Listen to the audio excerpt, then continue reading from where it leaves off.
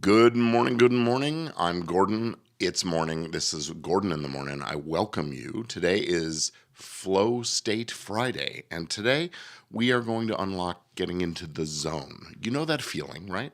When time melts away and the work feels effortless, ideas spark like lightning, and you're just on. It's not about grinding, it's not about hustle. It's about alignment of your energy, your creativity, and your purpose. But here's the thing, flow doesn't just happen. It's not some mystical accident. It is engineered, designed, invited. So today we're going to break down the science and the strategy of getting into flow. Not someday, but today. Not in crisis mode, but with intention. And we're going to make sure your week doesn't end in exhaustion, but in momentum. So if you're ready to get in the zone, let's get to it. Here is our quote for the day. The happiest people spend much time in a state of flow, the state in which people are so involved in an activity that nothing else seems to matter. That comes from Mihai Csikszentmihalyi. Mihai Csikszentmihalyi is how they pronounce it, I guess. And it's a quote that hits deep. It turns the idea of happiness on its head. We often chase happiness through escape and vacation, Netflix, numbing out routines, sometimes drugs and alcohol and things like that. But what if true happiness comes from immersion, from being so deeply engaged with what we're doing that time just sort of disappears and everything clicks? That's flow.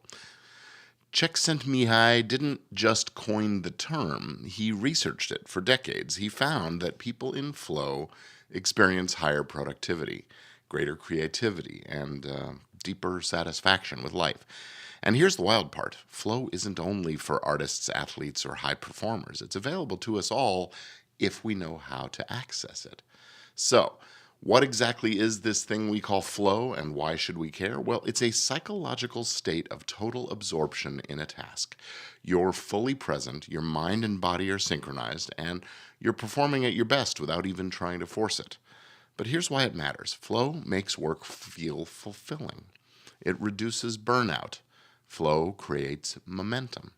When you're in flow, you're not distracted by emails, texts, second guessing. You're not trying to multitask. You're just doing. But here's the kicker. Flow is not the default mode of modern life. No, on the contrary, our world is full of notifications, context switching, meetings, and noise. So if you want flow, you've got to fight for it. You've got to design your day, your space, and your energy so that flow becomes possible. And Friday is a perfect time to do it because it sets the tone for your weekend and for the week ahead. So let's talk about how to do this. First off, we'll do a couple of real world examples. People, creators, entrepreneurs, visionaries who have mastered the art of flow. Cal Newport, the author of Deep Work, he is a computer science professor and productivity expert. Does not have social media. He doesn't allow constant interruptions in his life. Why? Because he's obsessed with what he calls deep work. That is, flow inducing, distraction free, cognitively demanding work that actually moves the needle. Yeah, he writes entire books in short, focused bursts of flow. The strategy he uses is time blocking, monotasking, shutting the door on outside stuff. Flow doesn't require hours, it requires depth. And then there's Maya Lin. Excuse me. Excuse me, the visionary behind the Vietnam Veterans Memorial. She designs her work environments with intention. She says that she enters a zone by carving out time, space, and silence. Her creative process isn't chaotic, it's curated. Lynn once said, I need solitude, I need space, I need to have time alone. Does that sound familiar? That's flow, built by design. And there's Jack Dorsey, the founder of Twitter and Square. He ran two major companies at the same time, and he kept his sanity by batching his days. Mondays were for management, Tuesdays for product, Wednesdays marketing, and so on. Why? Because flow hates switching gears. It thrives on focus and rhythm and repetition. So whether you love or loathe Twitter, Dorsey's approach really is a masterclass in protecting your attention. So, how do you create more flow for yourself? Well, here are three approaches, powerful ways to engineer your environment and mindset for peak alignment. First off, create a flow ritual. Flow is easier to enter when your brain knows that it's go time. So train yourself.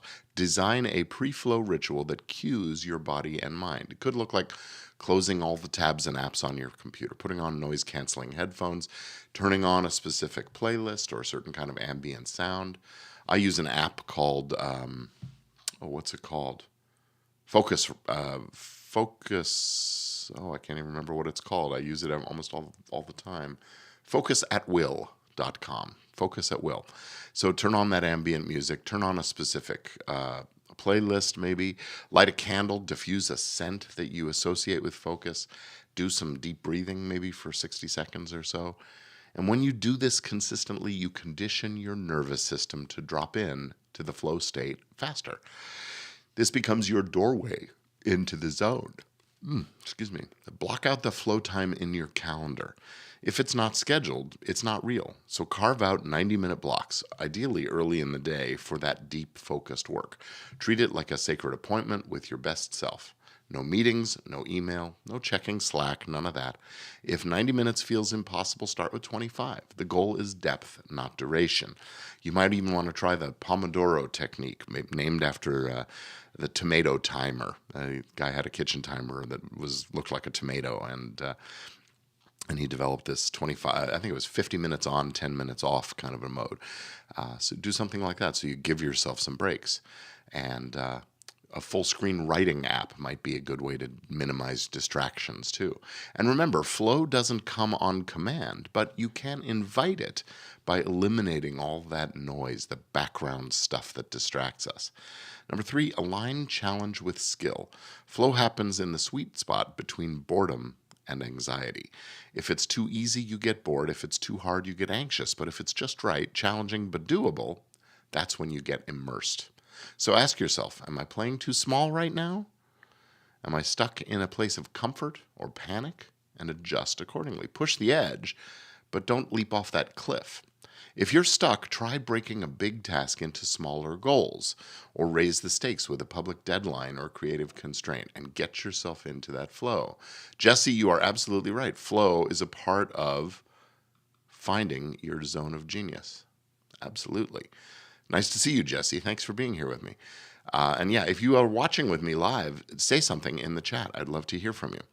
All right, let's get into today's affirmation and bring it home with this idea. Let's program the brain. Say this with me a few times out loud. I align my focus and energy and creativity to step fully into flow.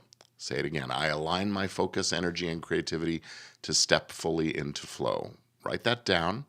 Put it on a Post-it. I align my focus, energy, and creativity to step fully into flow. This is how we program ourselves to believe what we're saying, by saying it out loud repeatedly. So put it on a Post-it note, stick it on your mirror, your computer, wherever you're going to see it multiple times during the day, and repeat it out loud whenever you encounter it.